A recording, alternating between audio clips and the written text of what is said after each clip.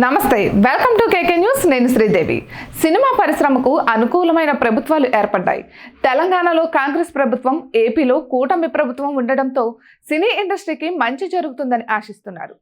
ఏపీలో కూటమి ప్రభుత్వం కొలువుదీరిన తర్వాత కల్కి సినిమా టికెట్ల ధరల పెంపు, అదనపు షోల ప్రదర్శనకు వెసులుబాటు కలిగింది. దీంతో సినీ పరిశ్రమ సైతం కొంత ఊరట పొందింది. ఈ తరుణంలో చిత్ర పరిశ్రమపై రెండు ప్రభుత్వాలు దృష్టి పెడతాయన్న సానుకూల వాతావరణం ఏర్పడింది. పైగా ఏపీ ప్రభుత్వంలో జనసేన కీలక భాగస్వామ్యం కావడంతో సమస్యలకు పరిష్కార మార్గం దొరుకుతుందని సినీ పెద్దలు ఆశిస్తున్నారు. ఇక పవన్ కళ్యాణ్ డిప్యూటీ సీఎంగా ఉన్నారు. ఆ పార్టీకి చెందిన కందుల దుర్గేష్ సినిమాటోగ్రఫీ మంత్రిగా పదవి బాధ్యతలు చేపడుతున్నారు. ఇటీవల సినీ పరిశ్రమ పెద్దలు పవన్ కళ్యాణ్ కలిశారు.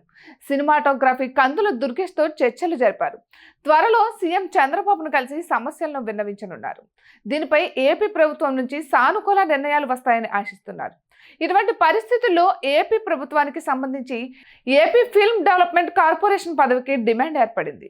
టీడీపీకి చెందిన సినీ ప్రముఖులతో పాటు మెగా కుటుంబానికి దగ్గరగా ఉన్నవారు సైతం తమ ప్రయత్నాల్లో ఉన్నట్లు తెలుస్తోంది. ఇక వైసీపీ హయాంలో ఫిల్మ్ డెవలప్మెంట్ కార్పొరేషన్ చైర్మన్ గా పోసాని కృష్ణమురళి ఉండేవారు. ఆయన సినీ పరిశ్రమ సమస్యల కంటే రాజకీయాలపైనే ఎక్కువ దృష్టి పెట్టారు అన్న విమర్శ ఉంది. అందుకే ఈసారి సినీ పరిశ్రమపై పూర్తి అవగాహన ఉన్నవారే అధ్యక్ష పదవి చేపట్టాలన్న కామెంట్స్ వినిపిస్తున్నాయి. ఇక ప్రధానంగా సూపర్ స్టార్ కృష్ణ సోదరుడు ఘట్టమనేని ఆదిశేషగిరిరావు పేరు వినిపిస్తుంది. ఆయన గతంలో ఈ పదవి చేపట్టారు. చంద్రబాబుకు అత్యంత సన్నిహితుడు కూడా. గత ఎన్నికలకు ముందు టీడీపీలో చేరారు. ఎటువంటి పదవి చేపట్టలేదు. అందుకే తనకు ఆ పదవి కేటాయించాలని చంద్రబాబును కోరినట్లు సమాచారం. ఇక దీనిపై టీడీపీ అధినేత సైతం సానుకూలంగా ఉన్నట్లు ప్రచారం జరుగుతోంది. మరోవైపు మెగా కుటుంబానికి అత్యంత సన్నిహితుడు, మెగా ప్రొడ్యూసర్ గా పేరు పొందిన కేఎస్ రామారావు సైతం పదవి ఆశిస్తున్నట్లు సమాచారం. ఈయన చిరంజీవితో సూపర్ హిట్ సినిమాలు నిర్మించారు.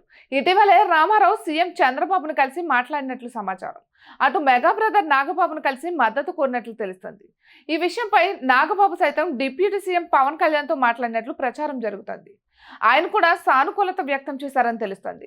అయితే చంద్రబాబు ఈ ఇద్దరిలో ఎవరికి పదవి కేటాయిస్తారో చూడాలి. ఇటువంటి మరెన్నో వీడియోస్ కోసం కేకే న్యూస్ తెలుగు ఛానల్ని సబ్స్క్రైబ్ చేసుకోండి.